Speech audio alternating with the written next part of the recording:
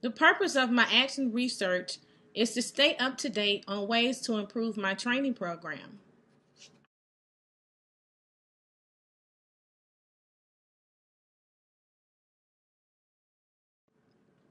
Having an understanding of middle school age children and their after school needs is the major factor to being able to run a successful program.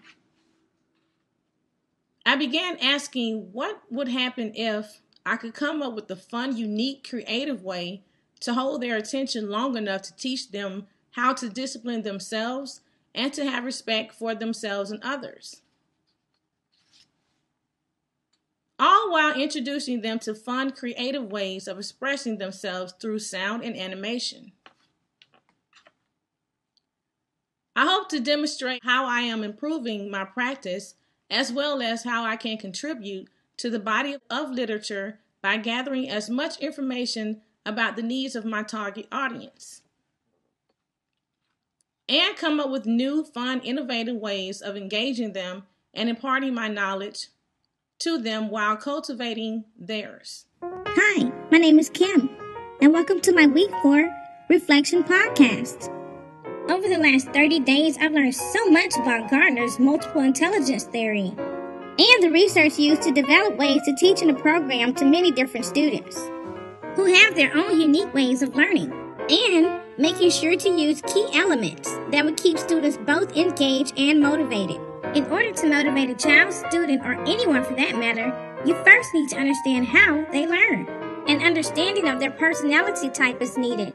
Thanks to an article in the International Journal of Learning called Multiple Intelligences in Japanese Language Learning, I learned to identify an intelligence according to related activity. 80-20 Media Asset by Kimberly Jackson. Applying the multiple intelligence theory to the design of my program.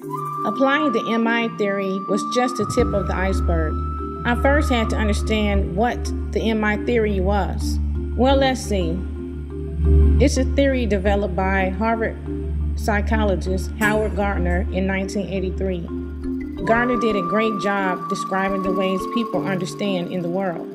The 7 intelligences described by Gardner were linguistic, logical mathematical, visual spatial, body kinesthetic, musical rhythmic, interpersonal, and intrapersonal intelligence.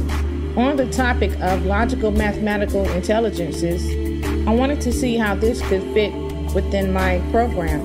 By making a detailed outline of the program would ensure clear goals and directions for the students to become confident in setting goals for themselves. Making sure students understand the story that motivated the program and providing activities that are related to their intelligence and the course of study will create relevance for the program. By analyzing the process of the students within the program and providing positive feedback enhances interpersonal and interpersonal skills. Calculations for creating markers for animations to pinpoint specific sync points for sound effects is an example for logical mathematics. Linguistic intelligence. An example of this is script writing, creating dialogues for voiceovers. Visual spatial falls within the categories of making sure the character designs incorporates the theory. Physical involvement includes field recording for gathering sound for sound effects. This is the intelligence known as body kinesthetic.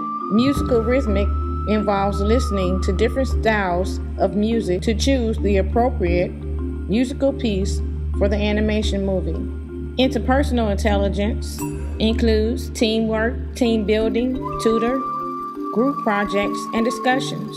Intrapersonal intelligence includes brainstorming, reasoning, and strategies. Over the last month, I've learned so much about Gardner's multiple intelligence theory. I've also experienced personal external strains that made it extremely difficult to concentrate on my studies. I decided to focus on motivational strategies as well as developing a better understanding of MI and how to apply what I've learned. Hi, my name is Kim, and welcome to my Week 4 Reflection Podcast. Over the last 30 days, I've learned so much about Gardner's multiple intelligence theory and the research used to develop ways to teach in a program to many different students who have their own unique ways of learning, and making sure to use key elements that would keep students both engaged and motivated. In order to motivate a child, student, or anyone for that matter, you first need to understand how they learn.